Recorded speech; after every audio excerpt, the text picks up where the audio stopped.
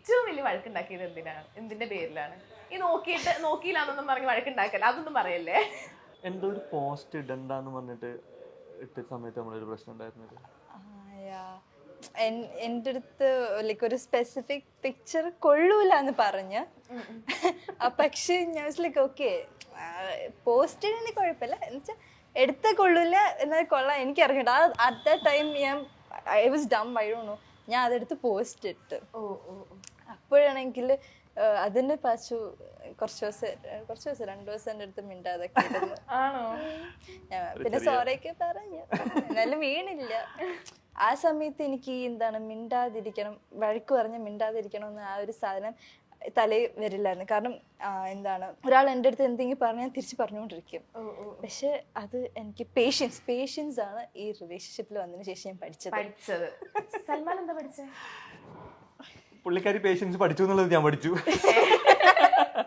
ഇല്ല, ആക്ച്വലി ഞാൻ പറഞ്ഞല്ലോ, ഞാൻ പുള്ളിക്കാരത്തിൻ്റെ ഒരുപാട് ഗുഡ് ക്വാളിറ്റീസ് ഉണ്ട്. അത് ഭയങ്കര രസമാണ്, അത് എനിക്ക് അറിയാം. അതായത് ഇപ്പം ഞാൻ പറഞ്ഞ പോലെ പെട്ടെന്ന് ചൂടായിട്ട് കാര്യമില്ല, അത് ശരിയാവും എന്ന് എനിക്കറിയാം. പക്ഷെ ഇത് അറിയാണ്ട് വന്നു പോകുന്നതാണ് ഈ ഷോർട്ട് ടേം വേർഡ്. ഞാൻ പറഞ്ഞില്ലേ, ആ പുള്ളിക്കാരത്ത് അതിനെ റിയാക്ട് ചെയ്യാതിരിക്കുമ്പോൾ എനിക്ക് തന്നെ അത് സങ്കടമായി. ഞാൻ തന്നെ പോയിട്ട് സോറി, ഞാനത് പെട്ടെന്ന് ആയിപ്പോയതാണ്, സോറി എന്നൊക്കെ പറയുമ്പോൾ പുള്ളിക്കാരത്തി ഓക്കെയാണ്.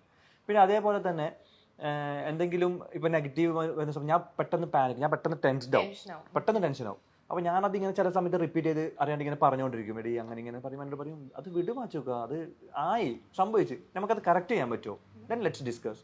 ഒന്നും ചെയ്യാൻ പറ്റില്ല, ലീവ് ഇറ്റ്, അതിനേക്കാളും നല്ലതൊന്നും വരും. അപ്പം ഇങ്ങനെ ഞാൻ പറഞ്ഞില്ല, ഞാൻ ഏലിയൻ ആണെന്ന് പോലും ചോദിച്ചതെന്ന് വെച്ചെങ്കിൽ, ഒരു നോർമൽ മനുഷ്യന് ഒരു നോർമൽ സിറ്റുവേഷനിൽ പാനിക് ആവുന്ന, ടെൻസ്ഡ് ആവുന്ന, ചൂടാവുന്ന ഒന്നുമില്ല. എല്ലാം ഭയങ്കര പോസിറ്റീവായിട്ടാണ് ഹാൻഡിൽ ചെയ്യുക. എന്ത് കാര്യം കിട്ടിയാലും ഭയങ്കര രസമാണ്. അതുകൊണ്ട് നമുക്ക് ആ പോസിറ്റിവിറ്റി ഭയങ്കരത്തിൽ കിട്ടും. അത് ഭയങ്കര ബ്ലെസ്ഡ് ആണ്. സ്ട്രെസ് അടിച്ചിരിക്കുകയാണെങ്കിൽ, എന്തെങ്കിലും ടെൻഷൻ അടിച്ചിരിക്കുകയാണെങ്കിൽ അതിനെ കൂളാക്കാനും ഹാൻഡിലാക്കാനും ദ ബെസ്റ്റ്. ആ പോസ്റ്റ് ഇടുന്ന സമയത്ത് ആക്ച്വലി എന്നെ മീറ്റ് ചെയ്യാൻ വേണ്ടി ചെന്നൈയിൽ നിന്ന് ഫ്ലൈറ്റ് ഒക്കെ പിടിച്ച് വരായിരുന്നു. എന്നിട്ട് പിന്നെ എന്നെ മീറ്റ് ചെയ്തില്ല. കണ്ടില്ല, അതൊരു ദേഷ്യ പരിപാടി. ഞാൻ വിചാരിച്ചതിനെക്കാട്ടിലും ഭയങ്കര ദേഷ്യമാണ്. ഓക്കെ, അടുത്തത് വിവാഹം കഴിഞ്ഞതോടെ ഉത്തരവാദിത്വം കൂടി. തീർച്ചയായിട്ടും ഉത്തരവാദിത്വം കൂടി എന്ന് പറഞ്ഞപ്പോൾ തീർച്ചയായിട്ടും കൂടി. കാരണം ഒരുപാട് എതിർപ്പിൽ നിന്നും വന്നൊരു ലൈഫാണ്. അപ്പം അത് ജീവിച്ച് ജയിച്ച് കാണിക്കുക എന്നുള്ളത് ഞങ്ങളുടെ ആവശ്യമാണ്. അത് ഫാമിലി പരമായിട്ടാണെങ്കിൽ, ഇപ്പം ഞാൻ പറഞ്ഞില്ല, ഫാമിലി കുറച്ച് കൂളായിട്ടുണ്ടെങ്കിലും ആദ്യം ഞങ്ങൾ ആ ഡിസിഷൻ എടുക്കുമ്പോൾ ഞങ്ങൾ മുൻകൂട്ടി കണ്ടൊരു കാര്യമാണത്. പിന്നെ ഇപ്പം ഈ പറയുന്ന കുറച്ച് എല്ലാ കമൻസിനും എല്ലാത്തിനും ഞങ്ങൾ മറുപടി പറയേണ്ട ആവശ്യമൊന്നുമില്ല. ആരെയും ബോധിപ്പിക്കാനോ ഒന്നുമല്ല ഞങ്ങൾ ജീവിക്കുന്നത്. പക്ഷെ എന്നാലും അങ്ങനെ കുറച്ച് സംഭവങ്ങൾ ഉള്ളപ്പോൾ ജീവിച്ച് ജയിച്ച് കാണിക്കാൻ പ്രത്യേക ഒരു രസമാണ്. അപ്പം അതുകൊണ്ട് അതും എൻജോയ് ചെയ്യുന്ന. ഇത് അത്രയ്ക്കും ഇഷ്ടപ്പെടാത്ത കമന്റ് ആണെങ്കിൽ നമുക്ക് ഡിലീറ്റ് ചെയ്യാനുള്ള ഓപ്ഷൻ ഉണ്ട്. ഞാനത് ഡിലീറ്റ് ചെയ്യും. കാരണം എല്ലാവർക്കും മറുപടി കൊടുത്തുകൊണ്ടിരിക്കേണ്ട ആവശ്യമില്ല. The only thing we can do is just show them the happy life. ഞങ്ങൾ എങ്ങനെയാണ് ഹാപ്പി ആയിട്ട് പോകുന്നത് അത് ഞങ്ങൾ കാണിക്കാം. എന്നിട്ട് നിങ്ങൾ ആര് തീരുമാനിച്ചില്ലെങ്കിലും കുഴപ്പമൊന്നുമില്ല കേട്ടോ.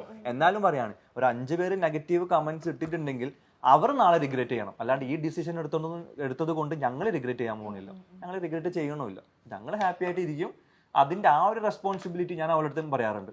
എടി നോക്ക്, ഒരാളെങ്കിലും നമ്മൾ കുറ്റം പറയുന്നുണ്ടെങ്കിൽ ആ ഒരാളെ കൊണ്ട് നാളെ മാറ്റി പറയിപ്പിക്കേണ്ടത് നമ്മൾ ഉത്തരവാദിത്തം ആയിട്ടല്ല, പക്ഷെ അതൊരു ചലഞ്ച് ആയിട്ട് എടുക്കുക.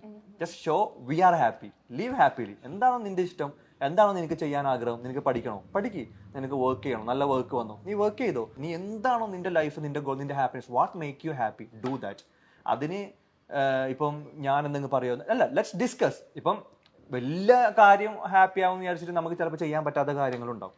അപ്പൊ അതിന് ചിലപ്പോൾ നമുക്ക് കുറച്ച് ടൈം എടുക്കും. അല്ലെങ്കിൽ അതിന് ഒരു ഓൾട്ടർനേറ്റീവ് ഹാപ്പിനെസ് കണ്ടുപിടിക്കും. കാരണം നമുക്കിപ്പോൾ എല്ലാം ചെയ്യാൻ പറ്റില്ലല്ലോ, എല്ലാ കാര്യങ്ങളും നമുക്ക് ചെയ്യാൻ പറ്റില്ല. അപ്പോൾ എന്തെങ്കിലുമൊക്കെ നമുക്ക് അങ്ങനെ ഉണ്ടെങ്കിൽ നമുക്ക് ഡിസ്കസ് ചെയ്യാം. അതിന് ഓൾട്ടർനേറ്റീവ് വേസ് ഉണ്ടോ, അല്ലെങ്കിൽ അത് തന്നെ വേണോ, അതിന് കുറച്ച് ടൈം എടുക്കുമോ.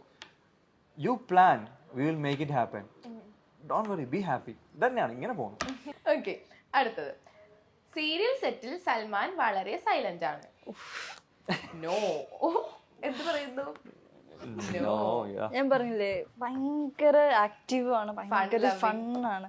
സോ ഒരിക്കലും സെറ്റില് സൈലന്റ്. ലൈക് പാച്ചു ഒരു ദിവസം ഇല്ലെങ്കിൽ പിന്നെ ആ സെറ്റ് ഭയങ്കര ഉറങ്ങിയ പോലെയാണ്.